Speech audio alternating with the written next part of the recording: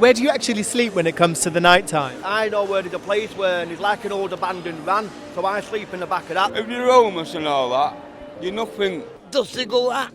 Just stick needles in yourself. Hey guys, welcome back to the channel. My name is Kiran. I am a junior doctor and a comedian. We are in Manchester, as you can tell because of the rain. And this is part 2 of giving away my YouTube earnings. Today in this half of the video, we're going to be giving it away to people that we think need it. I hear a lot of people saying you shouldn't give to homeless people. I've never understood why, and today we're going to talk to them to understand how they got in that situation, what we can do to help and support them, what they actually do with the money that people give them. I'm with Ashley in Manchester. So one of the things I hear people say when they walk past people without a home is that you shouldn't give money to them because they're a waste of money. Most of the homeless are on drugs and drinking, so I do agree with it, but at the same time, a lot of people don't trust people to come and give them food or drinks because sometimes people might do something to the food or the drink. I don't agree giving money.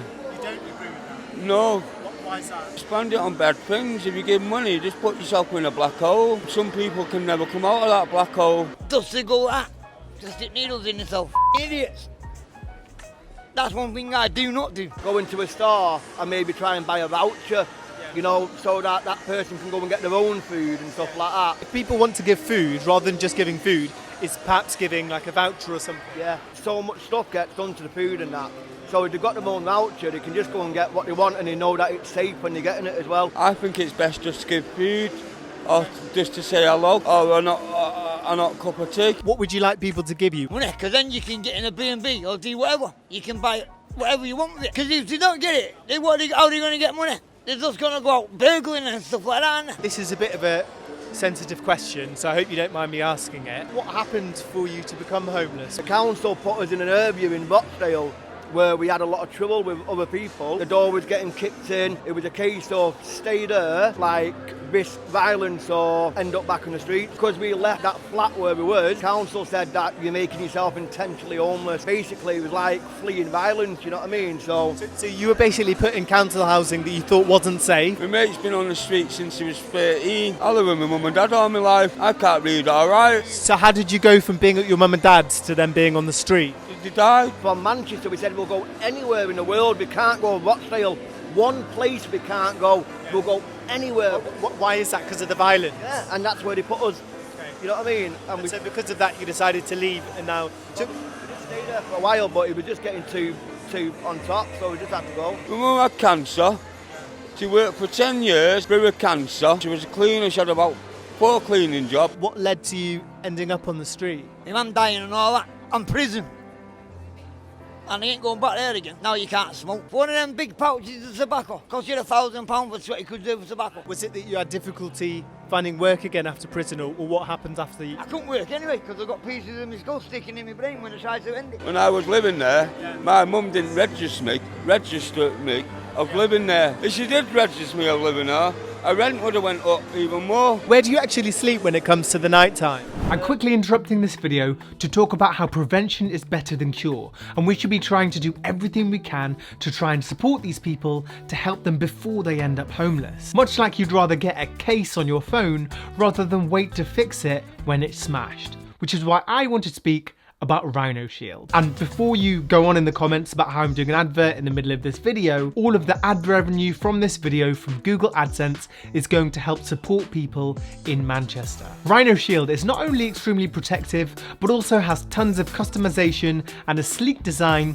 with loads of personalization. They've co-branded with the likes of the NBA, NASA, PewDiePie. You can even customize and design your own case, as well as choose from loads of amazing in-house designs and styles to suit your personality. Like I went for this cool black reindeer antler one that I've got on at the moment. I've also got this really arty one here and a wood effect one here if you're looking for something a bit more simple. If you love dropping your phone, then maybe consider the Extreme Impact Protection. That's a RhinoShield phone case with a 3D impact screen protector for maximum protection. They're available for iPhones and most Android devices and have free shipping with qualifying orders worldwide. Use code CREATORNOW for 10% off your first order, and the link is in the video description. And with that, let's get back to the video. I know where there's a place where there's like an old abandoned van, so I sleep in the back of that, mate. And my mate said, well, yes, better than getting that in the morning by the police wake up. Move, what was you doing? Now you was asleep. Exactly.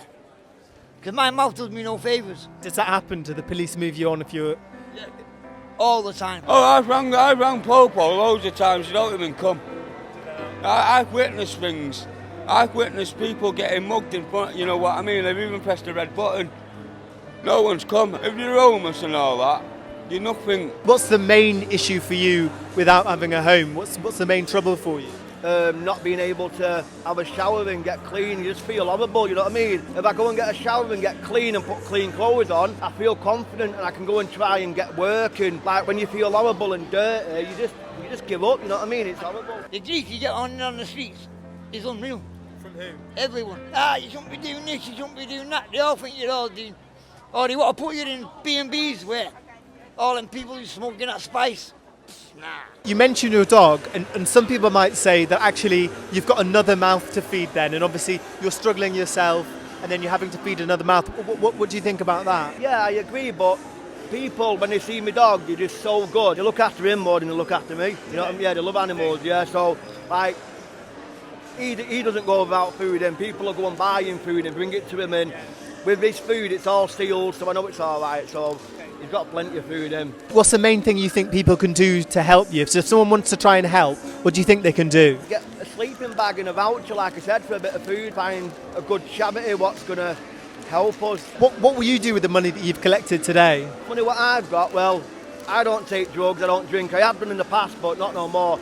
Like, I save my money up and I just save up. Sometimes I'll try and get in an hotel.